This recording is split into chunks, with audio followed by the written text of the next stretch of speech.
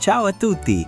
So today we're going to look at something that pretty much every Italian learner thinks they've got down, but honestly, it's the one thing people usually get just a little bit wrong: how to actually introduce yourself. We're gonna skip the stiff, robotic textbook stuff and focus on how you can sound like a real local from the very first hello. Let's just jump straight into it.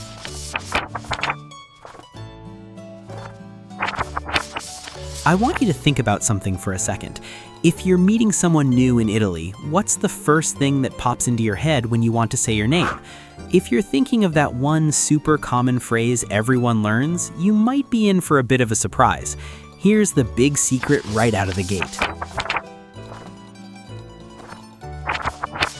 While almost every beginner class starts by teaching you mi chiamo, what you'll actually hear from native speakers on the street is usually just sono. It literally just means I am. And honestly, making that one tiny switch is the absolute key to sounding more natural immediately. But wait, actually we're getting ahead of ourselves. Before you even get to your name, you have to say hi, right? So let's go back to the very start of the conversation to make sure that first impression is spot on. Ciao! Now look, everyone knows ciao. It's probably one of the most famous words on the planet. But, and this is a big but, using it the very first time you meet someone can actually come off as a bit too casual, maybe even a little overfamiliar. If you want a perfect, safe greeting that works in basically any situation, you're gonna want to use buongiorno during the day or buonasera in the afternoon and evening.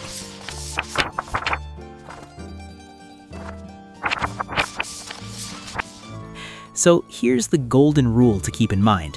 Keep it simple and stay polite. Save ciao for your friends or people you've already met before.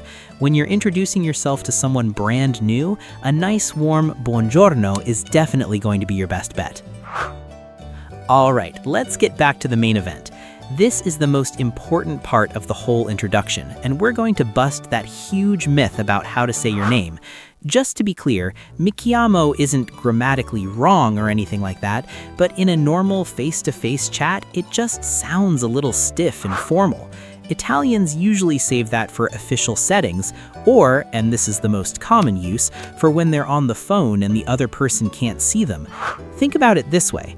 Imagine you're calling a doctor's office to book an appointment. Saying, "Pronto, mi chiamo Antonio Bianchi" is exactly how you do it. It's clear, professional, and perfect for when you're just a voice on the line. But what about in real life, like if you're at a party or meeting friends of friends? The natural, everyday way is so much simpler.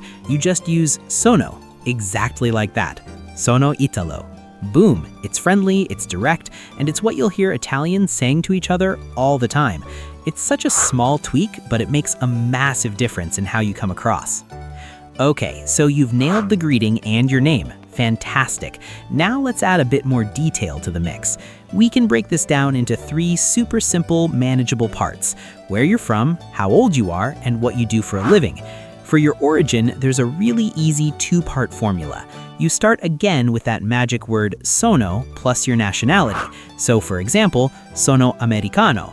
Then, to say where you're actually living right now, you use vivo a followed by the city, like vivo a Roma. Easy, right? Now, pay attention to this next part because this is a classic mistake for English speakers. Honestly, it's a huge one. In Italian, you don't are an age, you have an age. So you have to use the verb avere, which means to have. It is always ho 30 anni. Never ever say sono 30 anni. If you can just remember that one rule, you'll sound so much better. And guess what? To talk about your job or your life, sono is your go-to verb yet again. You can say sono avvocato. And hey, did you notice? You don't even need an article. It's not I am an advocate, it's just I am advocate. You can also share your status just as easily. Sono single, or sono sposato if you're a married man, and sposata if you're a married woman. Awesome. Now let's add that final piece, the thing that turns a basic bio into a real conversation starter, talking about what you love to do. Here's a perfect formula you can use every single time. Nel tempo libero mi piace. It basically means in my free time I like, and then you just pop any verb you want onto the end in its original form. It's a total plug-and-play sentence. For example, nel tempo libero mi piace leggere e camminare. You can literally drop any of your favorite activities into that structure. It's just a simple way to show a bit of your personality.